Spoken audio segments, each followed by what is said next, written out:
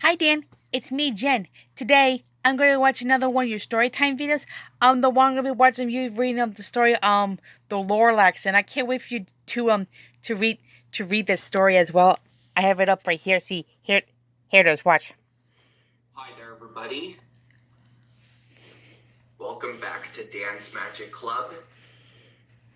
Today, since today is Earth Day, I'm going to be telling you a story called The Lorax, written and illustrated by Dr. Seuss.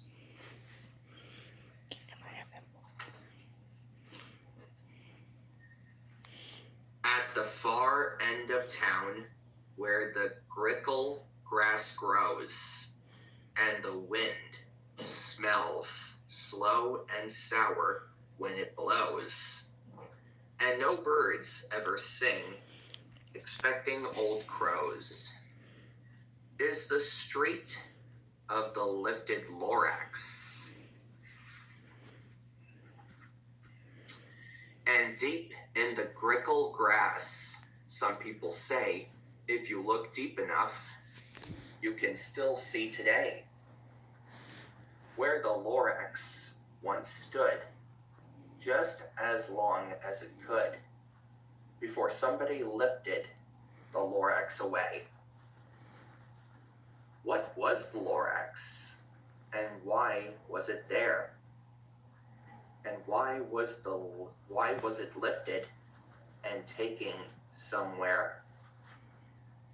From the far end of town where the grickle grass grows, the old Once-ler still lives here.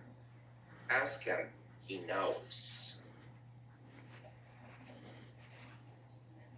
You won't see What? Once-ler. Okay.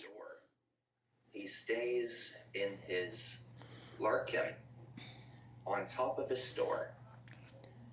He lurks in his larkin, cold under the roof,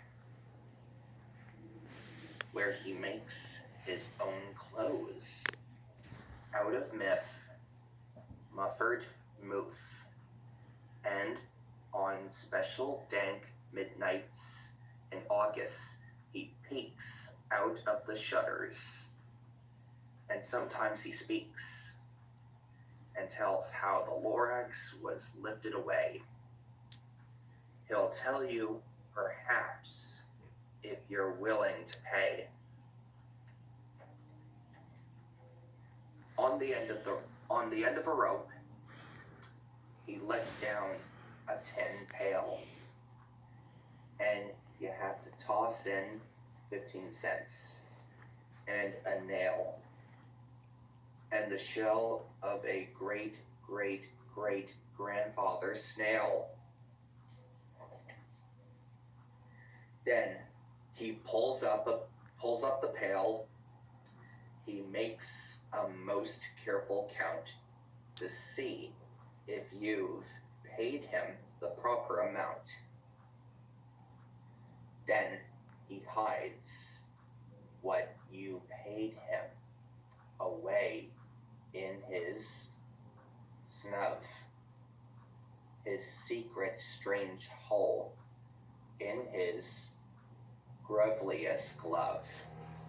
Then he grunts, I will call you by whisper mothphone, for the secrets I tell are for you, your ears alone. Slup, down slups the whisper mothphone to your ear, and the old Once-ler's whispers are not very clear, since they have to come down through a surgelly hose, and he sounds as if he had smallish bees up his nose. Now, I'll tell you, he says with his teeth, sounding gray, how the Lorax got lifted and taken away. It all started way back, such a long, long time back.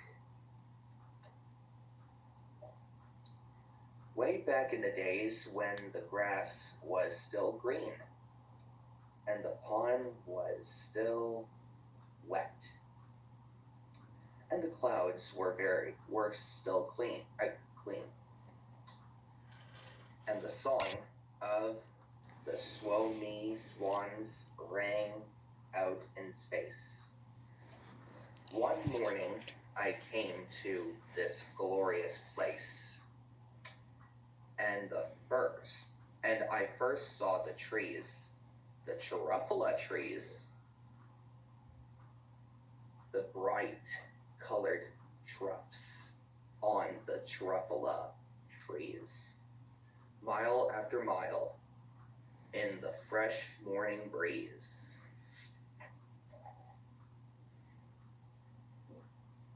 And under the trees, I saw brown barbaloos frisking about in their barbaloot suits as they played in the shade and ate the Chiruffala fruits. From the rippleless pond came the comfortable sound of the humming fish humming while splashing around. But those Chiruffala trees, all my life I've been searching for trees such as these. The touch of their troughs was much softer than silk, and they had the sweet smell of fresh butterfly milk. I felt a great leaping of joy in my heart. I knew just what I'd do. I unload my cart. In no time at all, I had built a small shop. Then I chopped down a Chiruffala tree with one chop. And with great skillful skill, and with great speedy speed, I took the soft tuft and I knitted a thinid. The instant I finished, I heard a gazap. I looked, I saw something popped out of the stump of the tree I chopped down. It was sort of a man. Describe him. That's hard. I don't know if I can. He was shortish and oldish and brownish and mossy, and he spoke with a voice that was sharpish and bossy. Mister, he said, with a sawdusty sneeze, I am the Lorax. I speak for the trees. I speak for the trees have no tongues. And I'm asking you, sir, at the top of my lungs. He was very upset as he shouted and puffed. What's that thing you've made out of my Chiruffala tuft? Look, Lorax, I said, there is no cause for alarm. I chopped just one tree. I am doing no harm. I'm being quite useful. This thing is a thinid, and thinids find something that all people need. It's a shirt, it's a sock, it's a glove, it's a hat. But it has other uses. Yes, far beyond that. You can use it for carpets, for pillows, for sheets, or curtains, or covers, for bicycle seats. The Lorax said, Sir, you are crazy with greed. There is no one on earth who would buy that fool the need. But the very next minute, I proved he was wrong. For just that minute, a chap came along, and he thought that the need I had knitted was great. He happily bought it for $3.98. I laughed at the Lorax. You poor stupid guy. You never can tell what some people will buy. I repeat, cried the Lorax. I speak for the trees. I'm busy, I told him. Shut up if you please. I rushed across the room, and in no time at all, built a radio phone. I put in a quick call. I called all my brothers and uncles and aunts, and I said, listen here, here's a wonderful chance for the whole Once-ler family to get mighty rich. Get over here fast, take the road to the North Ninch. Turn left at Weehawken. Sharp right at South Stitch. And in no time at all, in the factory I built, the whole Once-ler family was working full tilt. We were all knitting the needs, just as busy as bees, to the sound of the chomping of Truffula trees. Then, oh baby, oh how my business did grow. Now chomping one tree at a time was too slow. So I quickly invented my super axe hacker, which whack off 4 Truffula trees at one smacker. We were making the needs 4 times as fast as before, and that Lorax, he didn't show up anymore. But the next week he knocked on my new office door. He snapped, I'm the Lorax who speaks for the trees, which you seem to be chomping as fast as you please. But I'm also in charge of the brown barbaloots who played in the shade in their barbaloots suits and happily lived eating Truffula fruits. Now, thanks to your hacking my trees to the ground, there is not enough Truffula fruits to go round, and my poor barbaloots are all getting the crummies because they have gas and no food in their tummies. They loved living here, but I can't let them stay.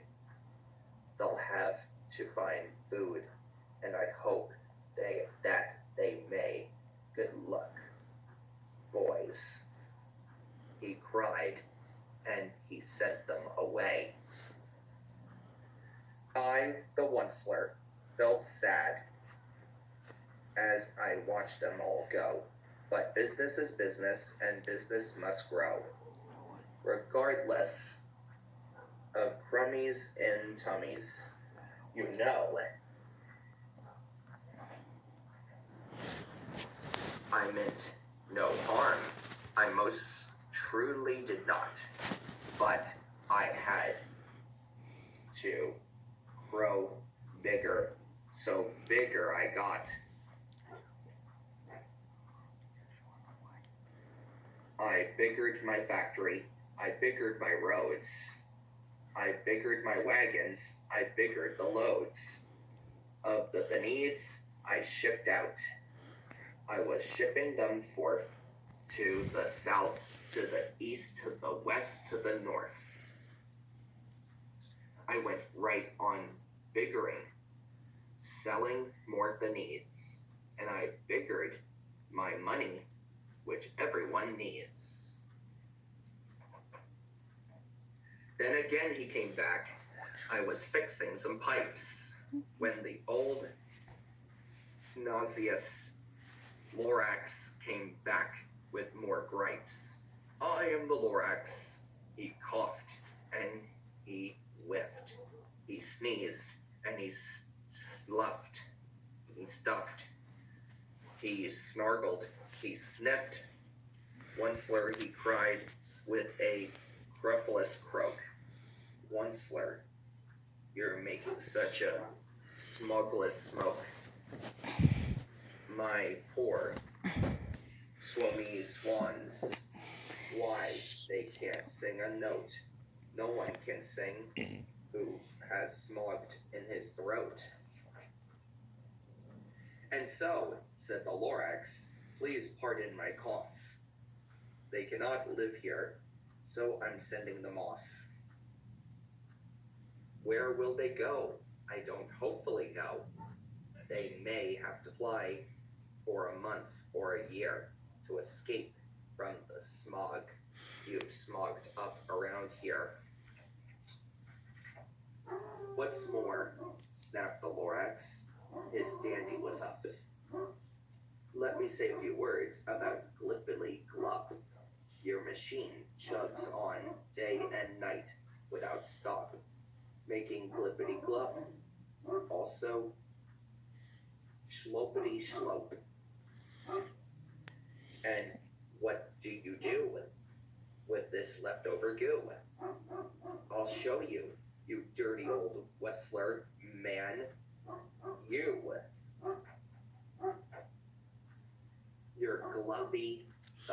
glupping the pond where the humming fish hummed. No one can. They hum, for their gills are all gummed. So, I'm sending them off. Oh, their future is dreary. They'll walk on their fins and get woefully weary, in search of some water that isn't so smeary. And then I got mad. I got terribly mad. I yelled at the Lorax, now listen here, Dad. All you do is yappy as yap yap and ice and said bad, bad, bad. Well, I have my rights, sir, and I'm telling you, I intended to go on doing just what I do. And for your information, you Lorax, I'm figuring on biggering and biggering and biggering and biggering, turning more truffula trees into the needs, which everyone needs. And at that very moment, we heard a loud whack. From outside in the fields came a sickening smack of an axe on a tree. Then we heard the tree fall. The very last truffula tree of them all. No more trees, no more the needs, no more work to be done. So, in no time, my uncles and aunts and everyone all waved me goodbye. They jumped into my cars and drove away under the smoke.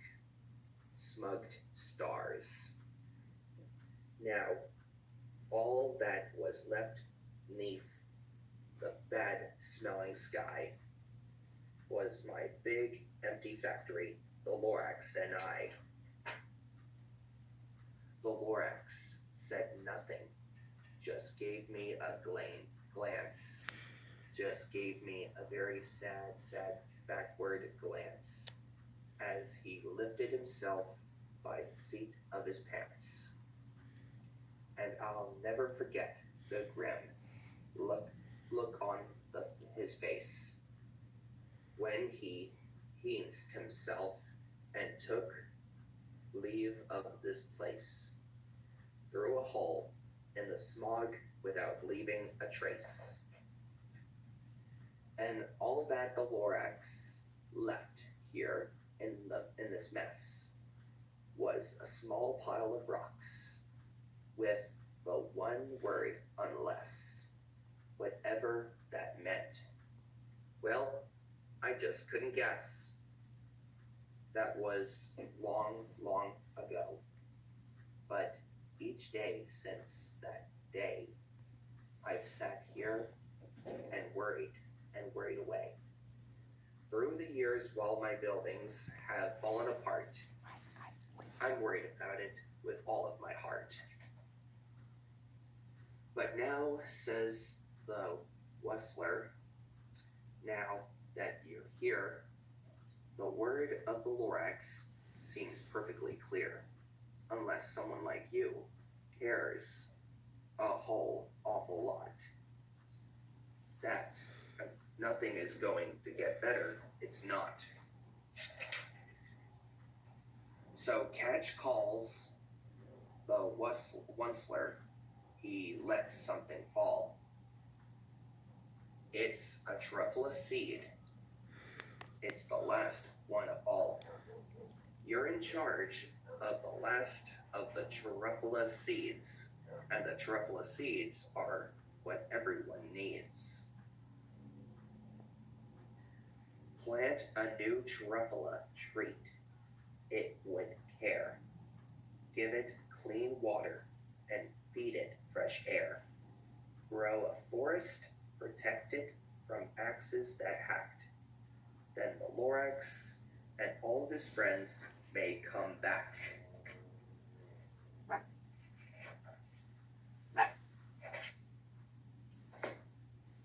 So yeah, that was me listening to you read the Lorax, and that is such a great story. And I have that book as well, and I'm glad that I have a copy of that as well. So be on the lookout for more videos from me very soon. So until then, bye, Dan.